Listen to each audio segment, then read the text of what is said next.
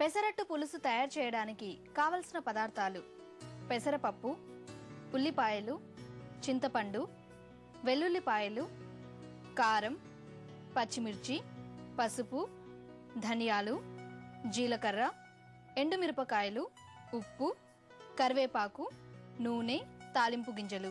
Garnish కోసం కొత్తిమీర.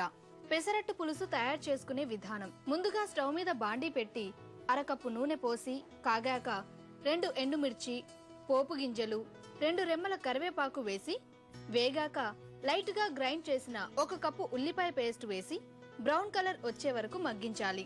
ఇప్పుడు మరో స్టవ్ మీద పాన్ పెట్టి గరిటెడు నూనె పోసి కాగాక 5 గంటల సేపు నానబెట్టి గ్రైండ్ చేసిన పొట్టు పెసరపప్పు పిండిని మందంగా అట్టులా వేసి 2 వైపులా కాల్చుకోవాలి.